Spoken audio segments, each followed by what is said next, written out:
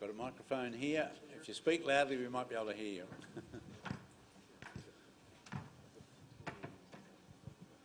Hi, just an immediate question to Adam.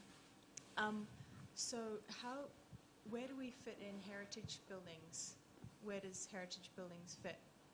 I thought perhaps it was going to be in the custom section, but then if the proviso is that the project is not eligible under one of the other Green Star ratings, presumably if it's a heritage office building, we have to apply the office. Yeah. I suppose the way to put it is that Green Star doesn't necessarily discriminate against buildings. If it's an office building, it's an office building. That's the class of the building. The Green Star tools specify best practice. So whether you are a brand new 30-storey office tower or little 8-storey 39 Hunter Street, the office design and as-built tool is there. It sets those benchmarks, and each of those buildings and the design responses will be different. HICO outlines some of the real benefits of achieving the Green Star credits that are inherent in that historical building based on its fabric and thermal mass and a whole range of different things. A brand new glass box office building will have different challenges and opportunities. So we don't discriminate against buildings. I think what's coming out of today is that there's some interesting issues maybe emerging around, and particularly as Lynn identified, about how we value heritage and things like that. We at the GBCA would be interested to see what that actually looks like, what that actually means. For an environmental rating tool for buildings, do we need to change or amend anything in our tools? I don't know. I'd be interested to get feedback. Peter? Sorry, been pipped, Pete. Yep. Okay. Once again, a question for Adam. What I would like to understand is how does Green Star heritage buildings relate to the building code of Australia? I mean, I'm a bit confused as to whether, because very often we will try to design to Part J and Green Star doesn't necessarily come into consideration. So, yeah, that's a good question. How do I explain that? First of all, Green Star is voluntary. No one has to do it at all. It specifies best practice. We acknowledge that government sets minimum compliance. That's the BCA, that's Part J, that's minimum compliance. You have to do that. We leave that role up to government. We look at, I suppose, more what we think are high benchmarks and what we'd loosely define as best practice.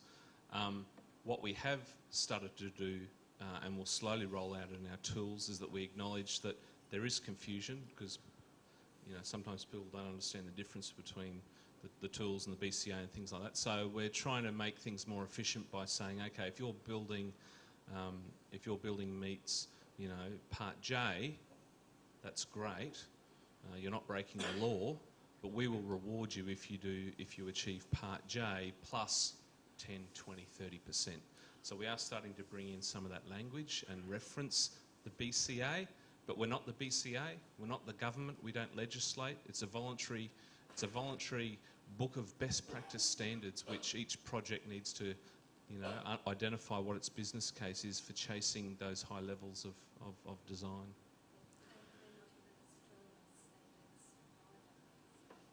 We might. In Green Star? No, absolutely not. No, it's a best practice rating tool, and if best practice sometimes looks better from other places, and we've had to source those. So there's a mix of, we reference, it doesn't matter where it is. If we believe that's best practice, we generally identify that. I think it's important to understand that GBCA doesn't step across the governance line and the regulatory line, so that's purely for government. It's the bit over and above that, if you like. Peter. Thanks. A rather general question of all the panellists. I think what can we, he says, speaking as a heritage councillor and one of the usual suspects, what can we in the heritage push do to be part of the solution to the sustainability problem rather than a kind of a toe stubber and an irrelevant blocker. Ideas off the top of the head, please. I might jump in on that first, and I touched on it, is the balance between sustainability and heritage, and I think having that dialogue as we go through the approval process with you, being able to maybe justify things that you normally wouldn't be amenable to as having a huge sustainable benefit. And so weighing the sustainable benefit against the heritage benefit, I think, is a discussion that we need to be having. If I might add, one of the things we've, I think, battled against since heritage regulation first came into force in Australia some 35 years ago is heritage being continually seen as an impediment, whether it's an impediment to new development, whether it's an impediment to better public transport, whether it's an impediment to, and now we're talking about sustainability. And it's getting that message across that heritage is not an impediment, it is an impediment.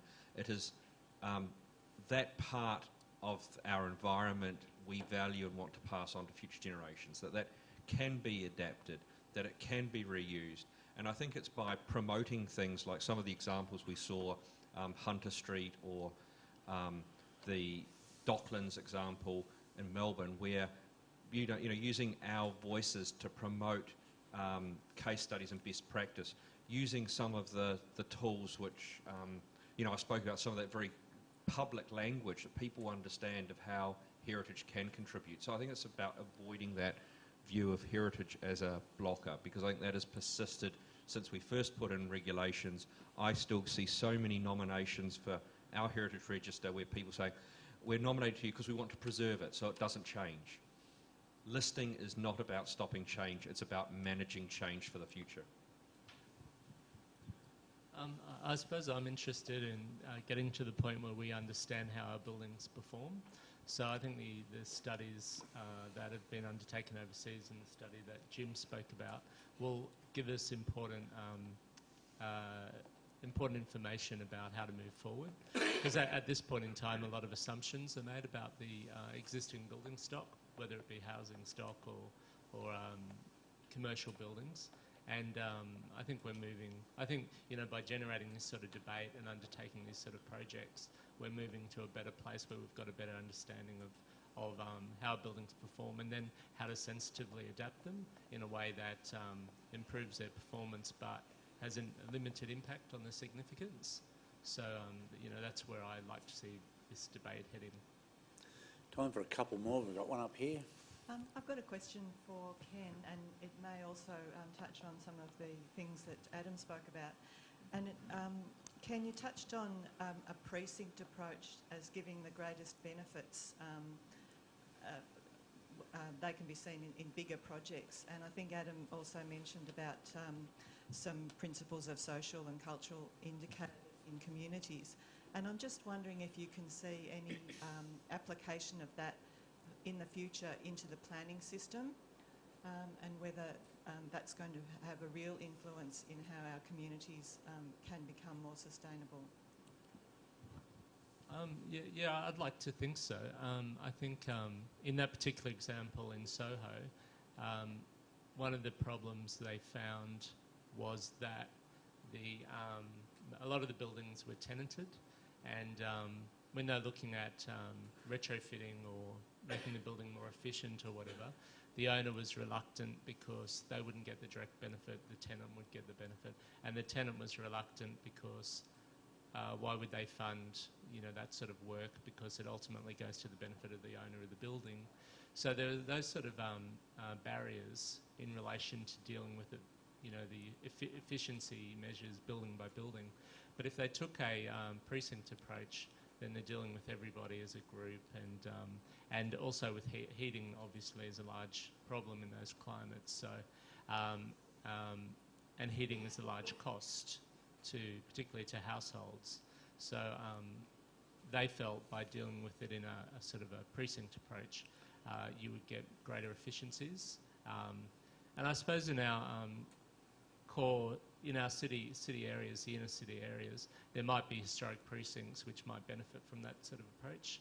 Obviously not from heating, but other sort of power generation for particular precincts or large-scale sites. And I think it would be an interesting issue to look at in relation to, as we move forward with our, our planning system. It's definitely something that could be considered. But I'll hand over to Adam. Did you?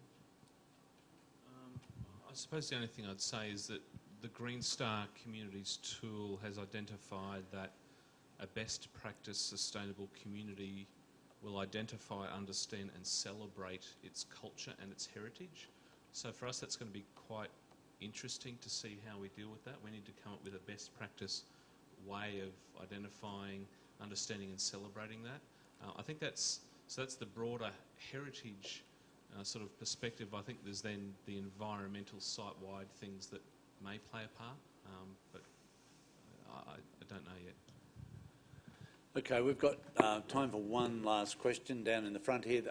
Obviously there'll be time to speak to the speakers at the end of the conference at drinks, so I'd ask you to thank the panel for the second part of the session. Thank you very much, guys. Could I now call on Howard Gill, who's the chair? I'm sorry, I do apologise. I'm getting ahead of myself. I've got the microphone. Your question. I guess I have a question for Jim and Ken. I guess, we talk about moving forward and having seen that example in Hunter Street as well. I guess, what's the approach that Heritage Victoria and and Durham, what's the approach that you'll be taking in the future in terms of assessing heritage buildings where there are sustainable initiatives happening? Will you be more open to change where there are these types of initiatives?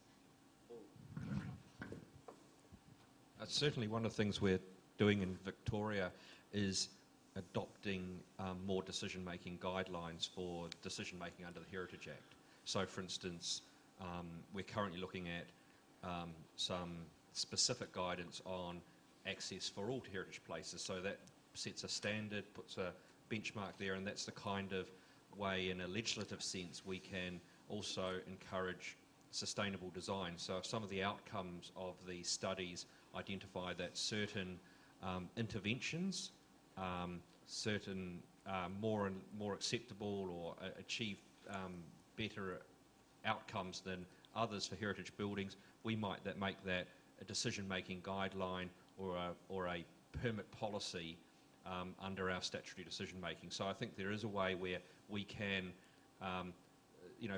make this more than just guidance and actually integrate it into our statutory decision-making role. In relation to the Queensland Heritage Council, it has adopted a policy on heritage and sustainability, which is very similar to Heritage Victoria, which basically recognises sustainability as an important outcome or an important objective, but it also acknowledges that energy efficiency measures should be undertaken in a way which has a minimal impact on the significance of the place. So with whether it be equity of access or looking at energy efficiency measures, you're always trying to achieve a balance where you're having achieving what the objective is, but having a minimal impact on the significance.